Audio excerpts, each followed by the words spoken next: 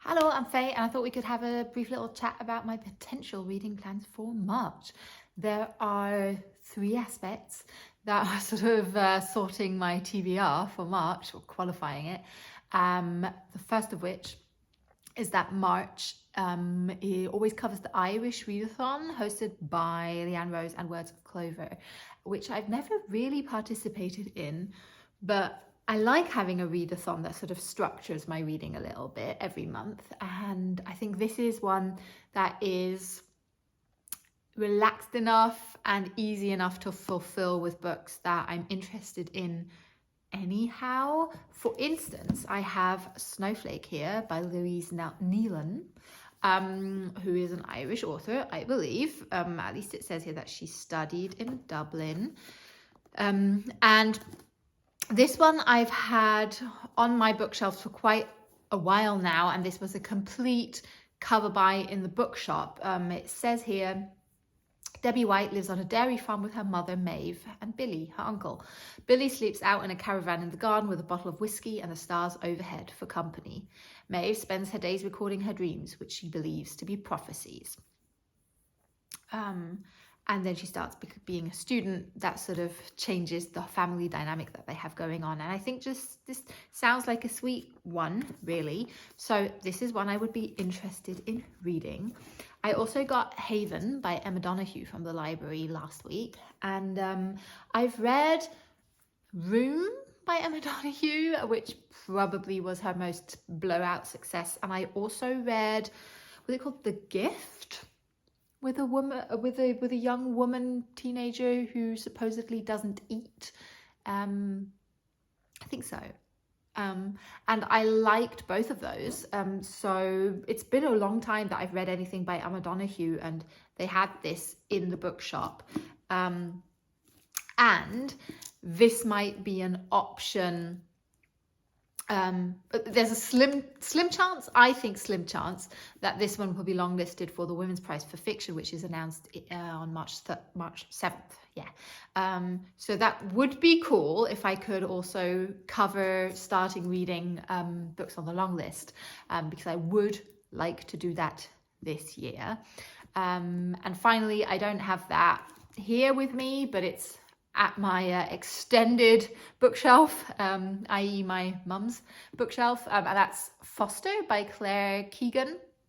And I read, I'm blanking so much on so many things. Small Things Like These, is that what it's called? Just at the end of the year, and really like the style, and these are slim books, so I think Foster could be a good option for that as well. She's also Irish, so those are like three Irish options. Go check out the Irish Readathon if you want to follow along with the prompts. There are 5 prompts, there's a group read, but I will not force myself to fit my reading into those prompts, because then it will just all end up being too strict. I am a bit of a mood reader anyway, and I do also, next to the Irish Readathon, have 2 buddy reads that I will be reading in March. I have 10 minutes 38 seconds in This Strange World by Elif Shafak, which I want to read together with my friend Anna. I've only read a very slim non-fiction book, which obviously was published after this because it's not listed as one of her publications. Okay, I'm blanking again. I'll show you what I read by Elif Shafak, which was a very slim little non-fiction book, basically commenting on our times. And even though I felt like I probably agree on many things that this author believes in, I still thought it was a bit, for it to be non-fiction, I was missing a certain call to arms, or a demand, or some kind of further action that you feel is prompted after reading this book. I don't think non-fiction always has to deliver on that, but sort of for this sort of like slim little book, I kind of wanted more.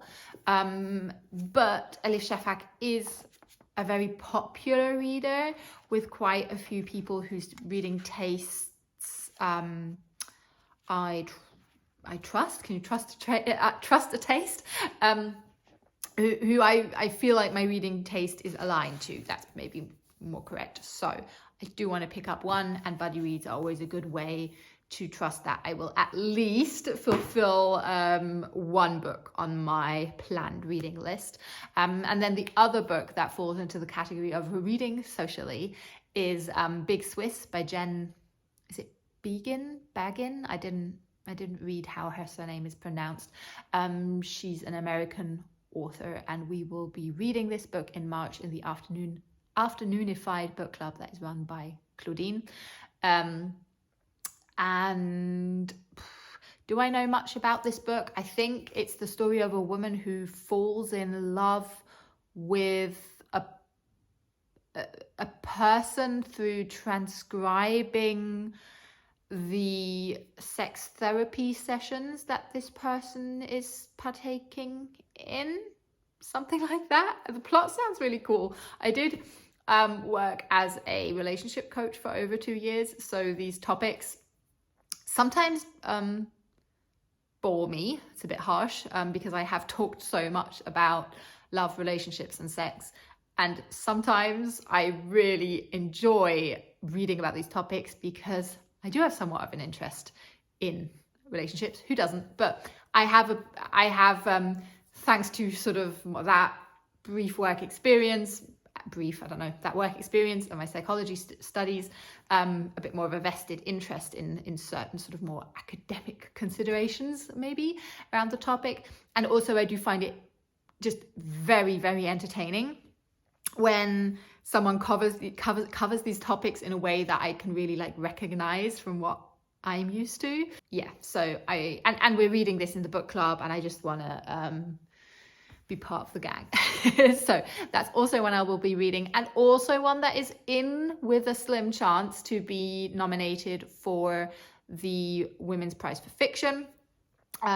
This one and Haven by Emma Donoghue, I believe, both published within the sort of year preceding the announcement of the long list, so they qualify. And then thirdly, there's a week in March dedicated to the Backlist Readathon by 4 hosts who have written down. Jacqueline Wheeler is one of the channels that hosts the Backlist Readathon, as is Cat Chats, Asparagus is Reading, and Intentionally Bookish. And these 4 women are hosting the, I think, brilliant, actually, Backlist Readathon, because as someone who wants to focus on reading the many, many unread books that I do have at home, all the prompts that are part of this challenge, this readathon, can be fulfilled without buying a single new book.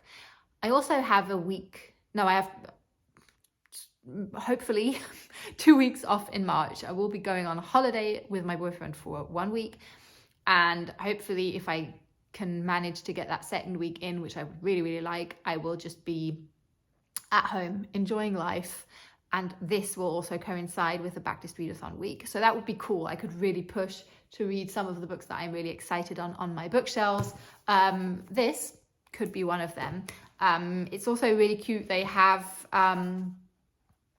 4 prompts, a book that you potentially would unhaul.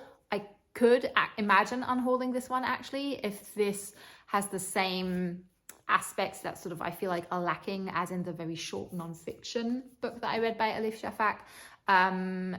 The second prompt would also be fulfilled, which asks us to read a book by an author you've read before. There's the prompt to read a favorite genre, no problem. Read a book chosen to you by a number generator, so I could just put in the over 100 books that are lying around in my house unread and just pick a number.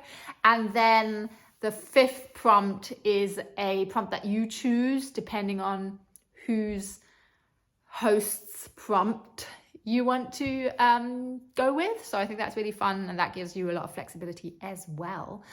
So I have 2 definites, my buddy reads, on my book my reading list for March.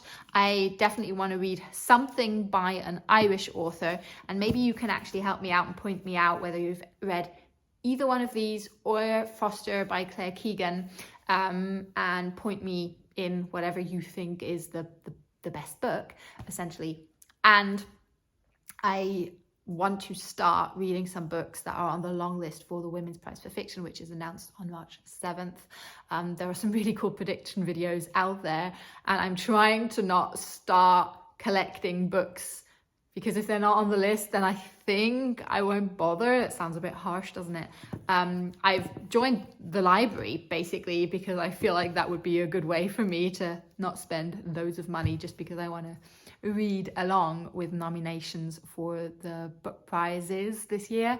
I hope you're excited for your March reading. I am very excited for being on holiday, and I hope it will do my reading good. I hope you're doing very well, and I'll see you soon.